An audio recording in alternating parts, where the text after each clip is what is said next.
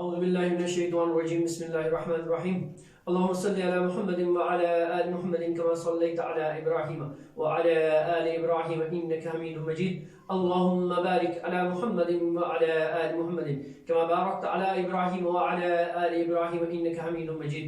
بہت ہی قابل قدر ناظرین کرام، السلام علیکم ورحمۃ اللہ وبرکاتہ.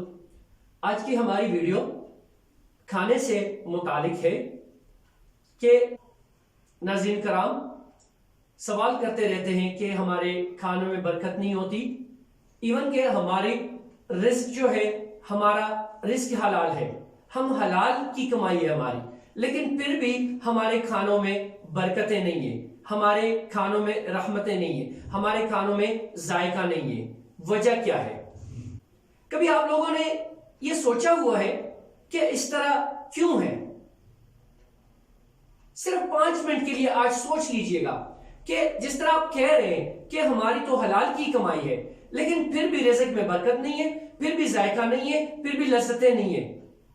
وہ اس لیے نہیں ہے کیونکہ جب حکم ہوا ہے کہ کھانے کے دوران جب ایک بندہ دسترخوان پہ بیٹھا ہے اور کھانا کھا رہا ہے تو سلام تک نہیں آپ نہ دے سکتے ہیں اور نہیں سلام لے سکتے ہیں.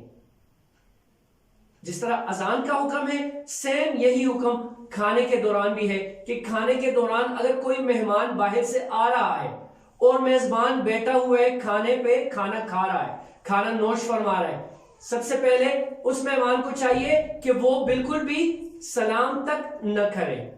اور اگر وہ خدا نخواستہ اس کو وہ واقف نہیں ہے اس بات سے کہ وہ کھانے کے دوران پھر بھی اگر وہ سلام کرے، سلام کا جواب جو ہے وہ لوٹانا چاہیے کیونکہ قرآن میں ہے، لیکن جو کھانا کھا رہا ہے اس پہ بالکل بھی سلام کے دوران کھانے کے دوران سلام کا جواب نہیں ہے.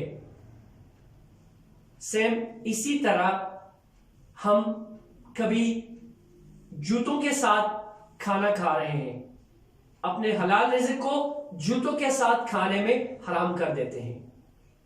کبھی ہم بیڈ پہ بیٹھ کے کھانا نوش فرما رہے ہوتے ہیں، جبکہ بیڈ پہ کھانے سے سائنس نے بھی یہ کہا ہوا ہے اور طب نبوی میں بھی ہے کہ بیڈ پہ جو بندہ بھی کھانا کھائے گا وہ بہت ساری بیماریوں کا آماج گاہ بن جائے گا، اس کے اندر طرح طرح کی بیماریاں ہو جائیں گی.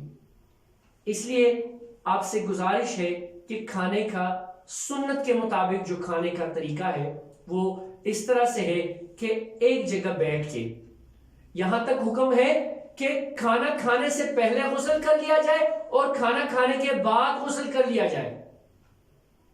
اس کا مطلب یہ نہیں ہے کہ آپ کھانے سے پہلے جا کے شاور لے لیجئے گا اور بعد میں بھی شاور لے، نہیں. اس کا مطلب یہ ہے کہ کھانا کھانے سے پہلے آپ واش روم جائیں، آپ شینک میں جائیں، ہاتھ دھو لیں. ہاتھ دھونے کے بعد یہ بھی ذہن میں رکھیں کہ کھانے سے پہلے ہاتھ دھونے کے بعد سکھانے نہیں ہے ہاتھ، بلکہ آ کے بیٹھ جائیے گا دسترخوان پہ یا ٹیبل پہ. اگر ٹیبل ہے تو شوز ریموو کر لیجیے گا. وتھ شوز آپ حلال کیے ہوئے کھانے کو حرام کر دیتے ہیں. بسم اللہ الرحمن الرحیم یا جو کلمہ ہے وہ پڑھ لیجیے گا. اس کے بعد آپ نے کھانا کھا لیا، نوش فرما لیا. اس کے بعد آپ دوبارہ واش روم چلے جائیے گا، دوبارہ آپ نے ہاتھ دھونے ہیں اور کلی کرنی ہے. اسی کا مطلب یہ ہے کہ کھانے سے پہلے غسل اور کھانے کے بعد غسل، یہی مطلب ہے. اور اسی کے مطابق اگر کوئی بھی بندہ سنت کے مطابق کھانا کھائے تو میرا نہیں خیال کہ جس طرح نبی کریم صلی اللہ علیہ وآلہ وسلم کا فرمان ہے کہ کھانا کھانے سے پہلے اور کھانا کھانے کے بعد بسم اللہ الرحمن الرحیم اور پھر اس کے بعد شکر الحمدللہ پڑھ لیا جائے تو ذائقے بھی برقرار رہیں گے اور ہماری جو حلال کی کمائی ہے وہ بھی حلال ہو جائے گی. اور ایک بات جو میں نے سٹارٹ میں بھی کہی کہ ریموو یور شوز. سب سے پہلے اگر آپ ٹیبل پہ بھی ہیں تو بھی ریموو کرے شوز کو، اگر آپ کہیں دعوت پہ بھی ہے ریموو کرے شوز کو، اگر کہیں دعوت ولیمہ میں بھی ہے ریموو یور شوز. اور کبھی بھی بیڈ پہ بیٹھ کے کھانا مت کھائیے گا. یہی ریکویسٹ ہے آپ لوگوں سے. السلام علیکم ورحمۃ اللہ وبرکاتہ.